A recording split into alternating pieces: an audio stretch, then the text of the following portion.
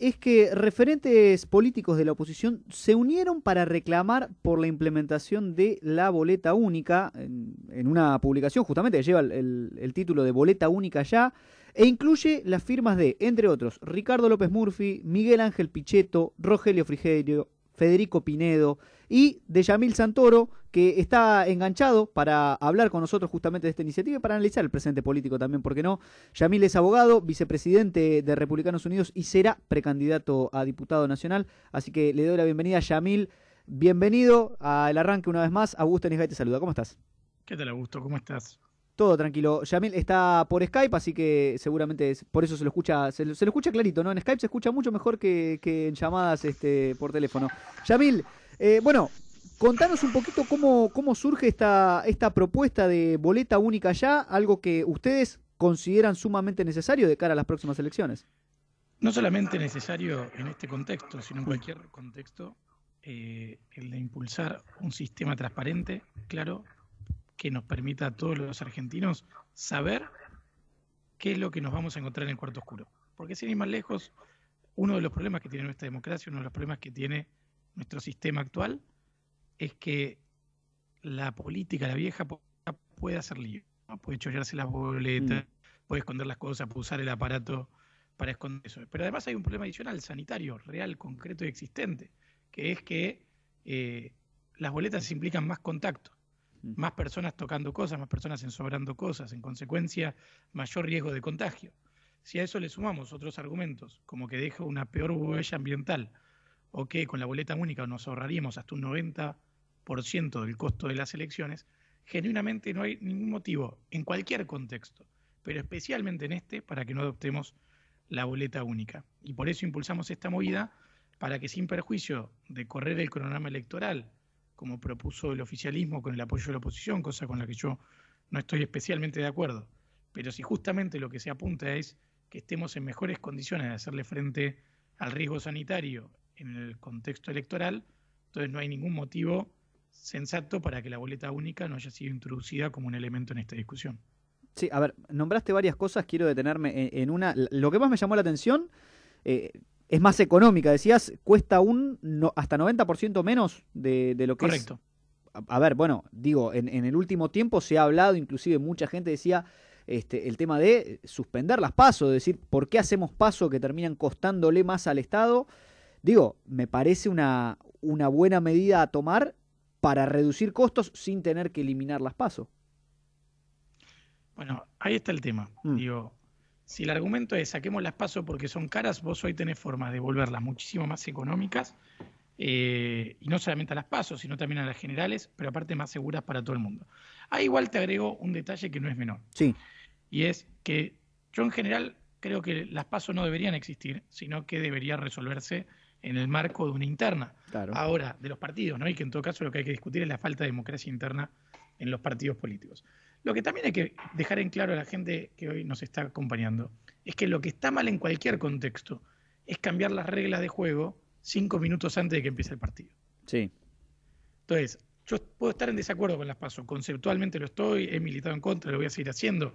Ahora, lo que me parece antidemocrático es a un mes de la elección alterar estrategias electorales desplegadas, digamos, diseños institucionales ya asumidos por parte de los partidos para seleccionar a sus candidatos y quieran cambiar esa regla de juego de la noche a la mañana. Ahí es donde no estoy de acuerdo, donde creo que hay que hacer un punto y en todo caso plantear la discusión de la eliminación de las PASO o buscar algún otro esquema no obligatorio o lo que fuera para el 2023 en adelante. Claro, sí, tiene lógica, sin dudas lo que estás planteando, digo, tener las reglas claras del principio y saber a qué se juega y cómo se juega, ¿no? Te Claro. pregunto, Yamil, por otra de las cuestiones que dijiste, el tema del aplazamiento hasta ahora de las elecciones en general, de las PASO y después de las generales, dijiste que no estabas de acuerdo, en principio hubo un principio de acuerdo entre el oficialismo y la oposición. ¿Por qué crees que no deberían aplazarse? Bueno, a ver, desde el punto de vista práctico, no tiene ningún motivo especial diferir esto, sino que tiene que ver con darle margen político al gobierno para que pueda estar mejor parado. De parte del gobierno nace con esa especulación. De parte de una parte de la oposición de Juntos por el Cambio es porque la gente que más los vota son adultos mayores, entonces como más adultos mayores van a estar vacunados, Claro. entonces más votos van a tener. O sea, en definitiva, estamos de vuelta cambiando la regla de juego porque creemos o creen que va a tener un rédito electoral puntual para cada uno de sus espacios. Entonces, en ese marco me parece que no es sensato. O en todo caso, como dije antes, si quieren diferirlo, por lo menos que sea en el marco de una mejora del sistema. Esto me parece que es una pura especulación política, que es un tema que en los términos en los que estoy planteado a la gente no le hace una diferencia, en el sentido de que no es algo que le mejore la vida a los argentinos, sino que en todo caso le puede servir a los políticos y siguen siendo los políticos gobernando para ellos mismos, digamos. Sí, a ver, me parece sensato el análisis y digo, al que más le puede jugar en contra igualmente el tema del aplazamiento de las elecciones, creo que es al oficialismo, porque hasta ahora no es que viene repuntando la imagen el gobierno de Alberto Fernández, y quizás si se extiende el plazo, yo no sé cuánto podría repuntar, pero a ver, es real lo que decís, que en definitiva no deja de ser una especulación y no dejan de tratar de estar buscando el mayor rédito personal o bueno, para cada partido.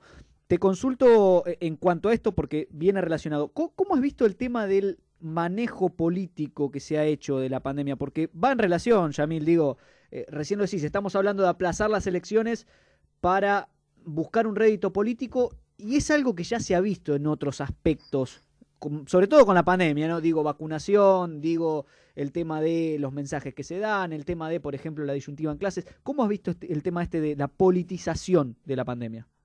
Bueno, me parece que es algo genuinamente patético, digo, poner a nuestros hijos en el tapete, digamos, de la discusión política me parece una canallada.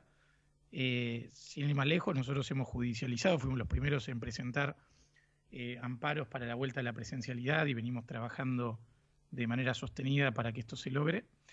No solamente esto, también fuimos los que logramos, mediante una presentación judicial, que los chicos pudieran volver a salir a las plazas al principio de la pandemia. Presentamos para que la gente pudiera realizar actividad física en las plazas. Recordemos que eso estaba prohibido. Y el problema justamente tiene que ver con que muchas de estas decisiones no se tomaron basados en la evidencia, basados en la ciencia, basados en criterios comunes, objetivos, sino que tenía que ver con puestas en escena. Recordemos que el argumento con los runners era porque a la gente le estamos haciendo cerrar los negocios y para que no sientan envidia o no se frustren por la gente que está... Esto es un delirio. O sea, no se puede legislar desde lugares tan miserables libertades fundamentales. Y ahí es donde yo creo que el gobierno perdió el rumbo. Digo, en algún momento se pensó con el derecho a restringir libertades fundamentales por marketing, por lo que le podía servir a ellos, por lo que le podía resultar conveniente para sus políticas, sin entender que en una democracia republicana, aún en un contexto de emergencia, no tienen cheques en blanco, sino que tienen que legislar ajustándose a las reglas de juego vigentes en la Constitución y el resto de las leyes vigentes.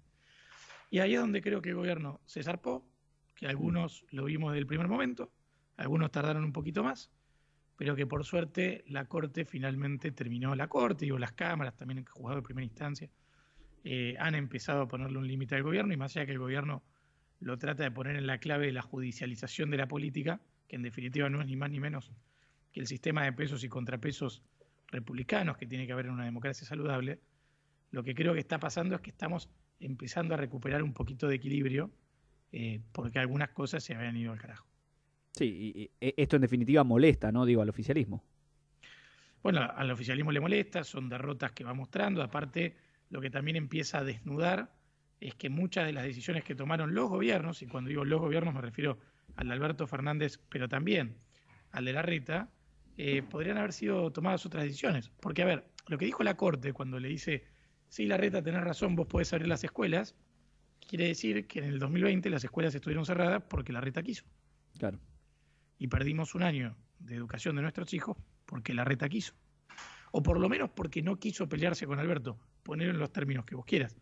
Digo, pero justamente desde Republicanos Unidos lo que nosotros planteábamos era, todo bien, pero esta potestad es tuya, Horacio, hacete cargo. En todo caso, explica por qué elegís que nuestros hijos no tengan clases. A buena hora, que aunque sea un año después, estemos recuperando algún atisbo de racionalidad en estos debates.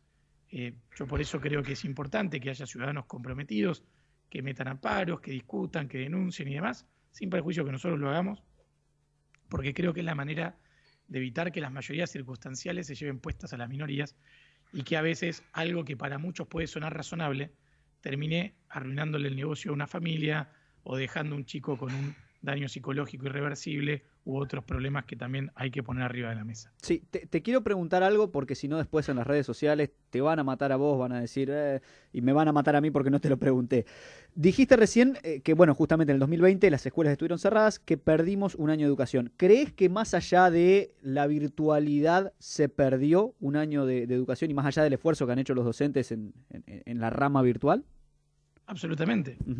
Salvo en la educación superior, donde quizás los chicos ya no tan chicos, pero sí, los jóvenes tienen alguna gimnasia, pueden concentrarse, la forma de estudio es distinta, por lo menos en lo que es la educación primaria, la consecuencia ha sido terrible. Pero aparte tiene que ver con otras cuestiones como la falta de digitalización de un montón de familias, la falta de conectividad. O sea, cuando hablamos de educación a distancia, que a mí me encanta, de hecho, lancé un proyecto que se llama Escuela Libre para garantizar el acceso primario y secundario online, 100% gratuito, con primer nivel en todo el país. Pero también hay una restricción objetiva, que es que hay un montón de familias, de casas que no están conectadas. Sí, claro.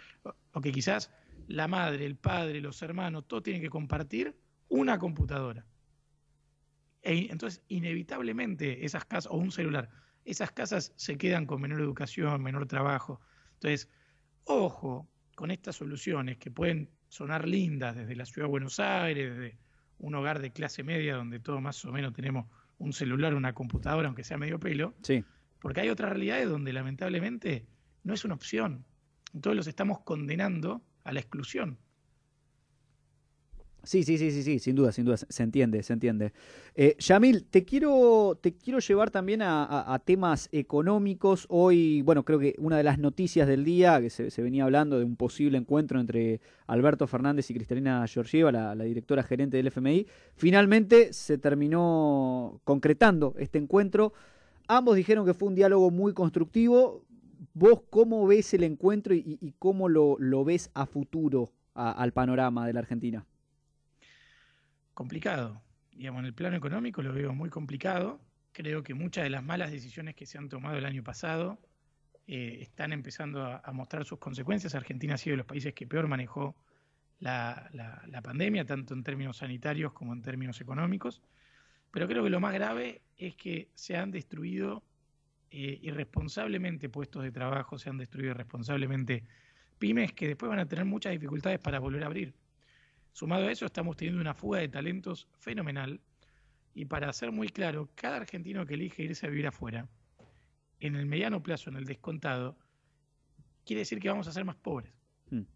Porque es menos producción que tenemos en Argentina, menos talento, menos creatividad. Entonces, hoy hay una tendencia que a mí francamente me preocupa y que estamos buscando revertir con nuestro trabajo político y con nuestras candidaturas este año. Y bueno, justamente de eso te quería hablar, Yamil. ¿Cómo ven desde Republicanos Unidos el futuro y qué es lo que plantean para poder empezar a salir de esta crisis, que ni siquiera sabemos cuándo va a terminar, ¿no? Digo esto del COVID-19, que sin dudas es una crisis y afecta a todo el mundo, pero en la Argentina como que ya veníamos en crisis y esto fue el golpe de gracia, ¿no? Bueno, a ver, la peor crisis de la Argentina no es el COVID. No, claro. Son la mala política pública que nos están asolando hace 80 o más años. No, a ver, lo digo porque si afecta a los países del primer mundo que tienen una economía muy buena, que se la puede bancar y todo, digo, ¿qué nos queda a nosotros que venimos de cachetazo tras cachetazo? Con esto ya nos terminan de liquidar.